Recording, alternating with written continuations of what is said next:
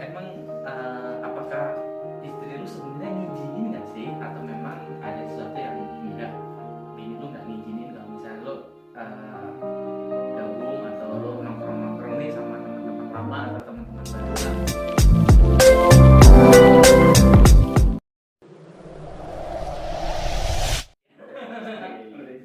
Oke, terus emang apakah istri lu sebenarnya ngizinin nggak sih, atau memang ada sesuatu yang enggak, bini lu nggak ngizinin kalau misalnya lu gabung atau lu nongkrong nih sama teman-teman lama atau teman-teman baru lah gitu? Itu sebenarnya gimana sih? Coba bisa lu ceritain sedikit. Kampret. Agak sensitif.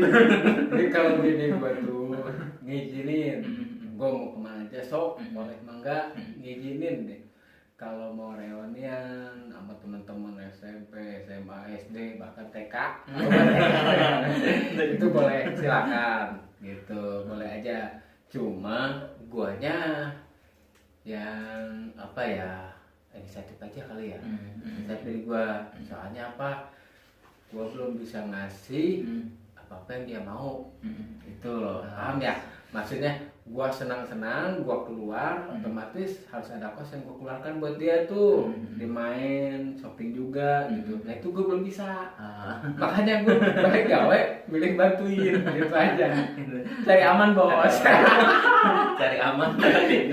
Soalnya sih kalau gua ambil sebutan cari aman ya, mungkin rasa tanggung jawabnya. Nah gitu. itu.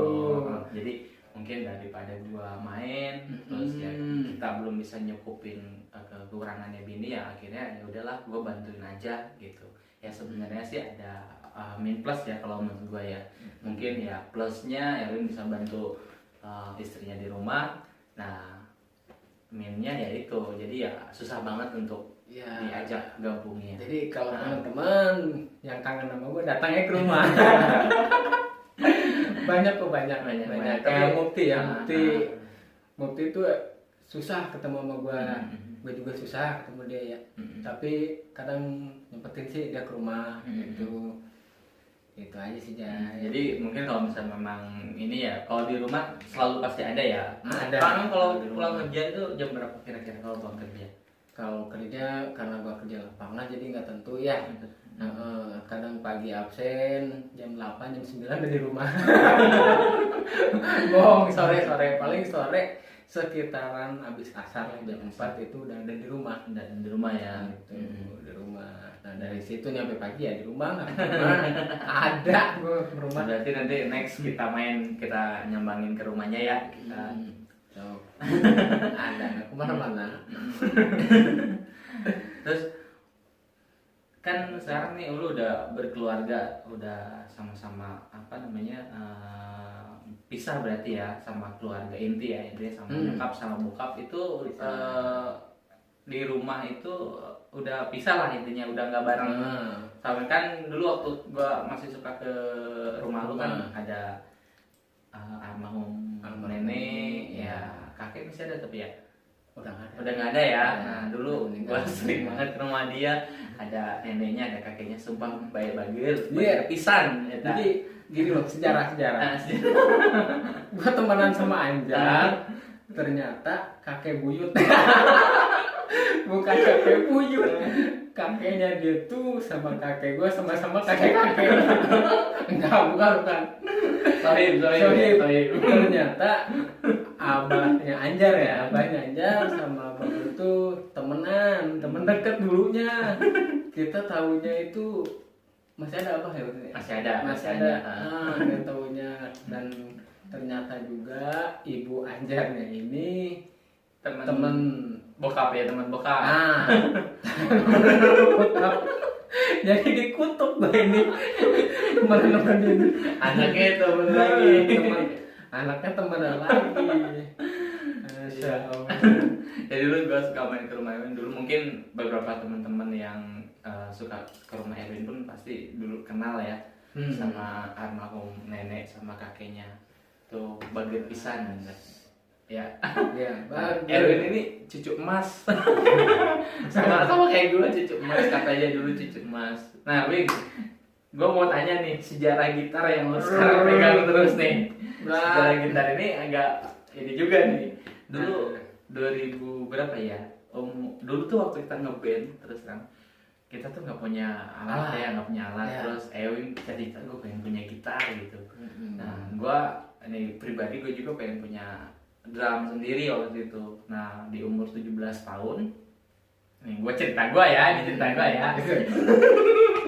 Di umur 17 tahun, gue mau umur 17 tahun, gue inget itu kelas 2 SMK waktu itu 2000 berapa ya pokoknya. Bulan Juni gue ingatnya bulan Juni kan gue lahir di bulan Juni.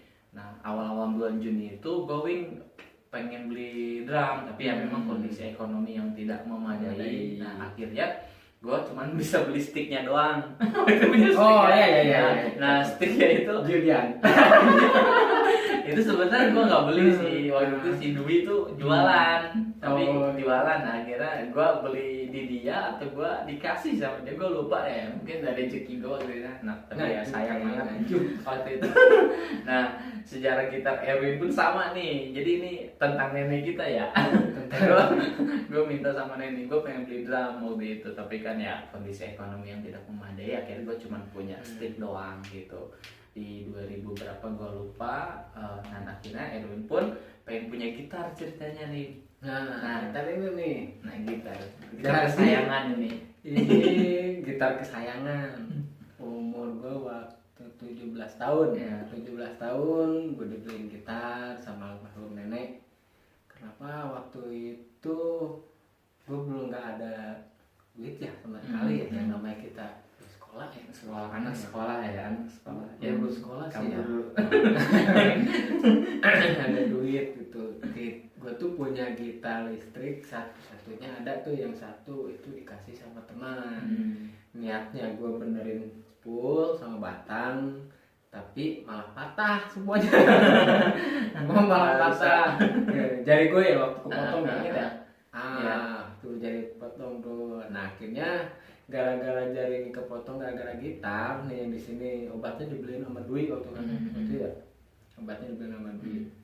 Nah ini gitar dibeliin lah sama nenek. Gitar itu dibuang karena udah ngelukain cucunya.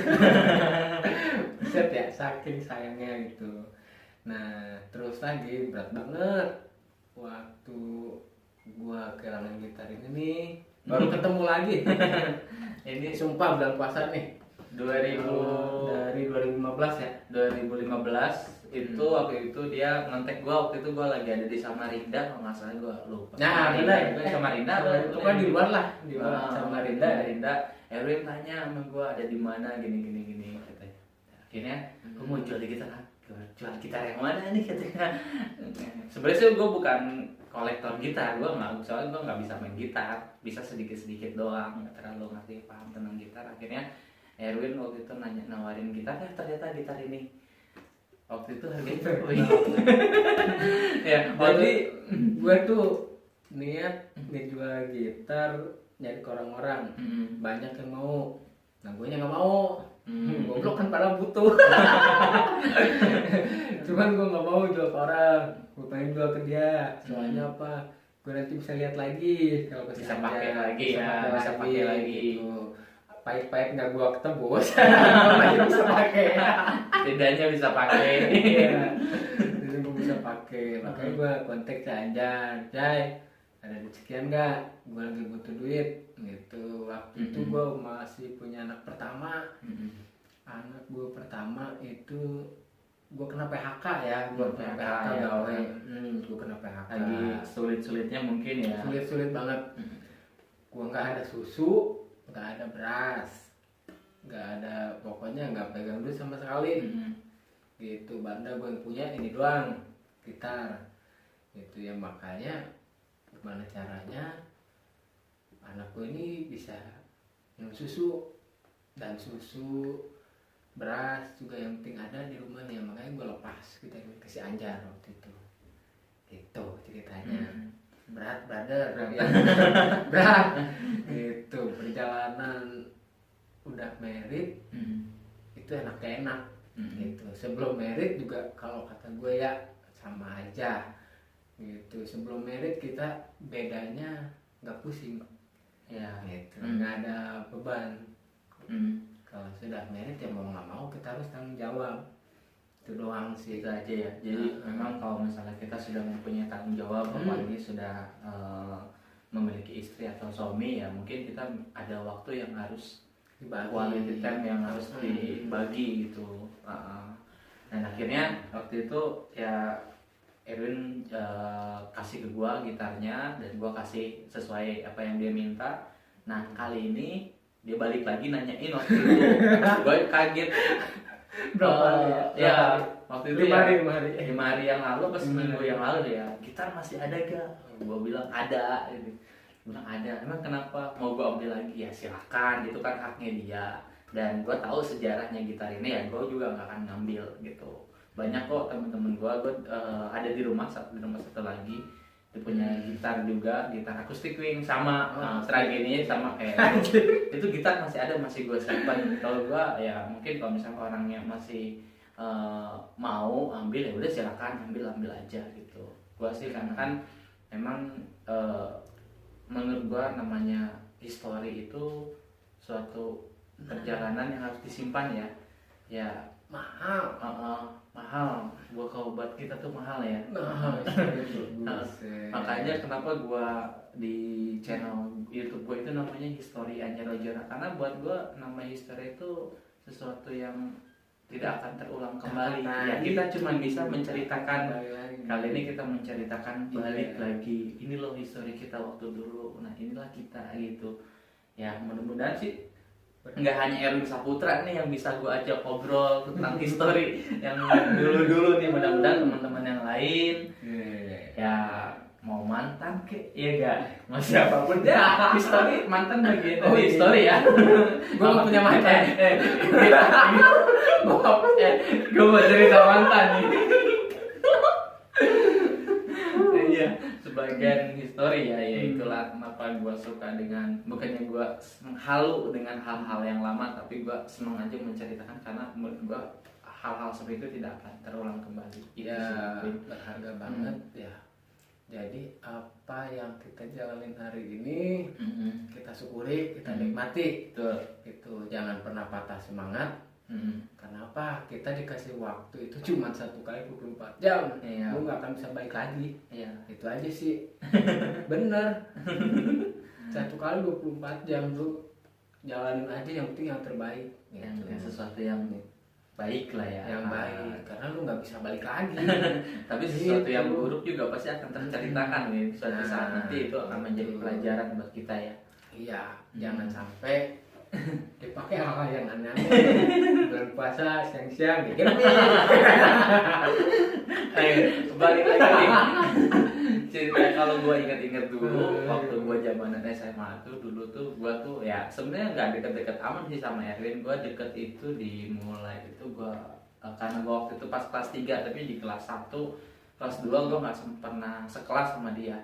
Pas gue kelas 3 baru tuh bareng gue satu kelas sama dia. Gue deketnya pas kelas 3 ya waktu itu ya. Dulu tuh orang tengil banget kelihatan. Gue nggak mau orang tengil asin. Padahal gue baik, orangnya asli. Waktu SMA itu gue memang nggak deket sama Erwin Saputra di kelas 1 sama kelas 2. Kelas 3 akhirnya gue bareng sama dia.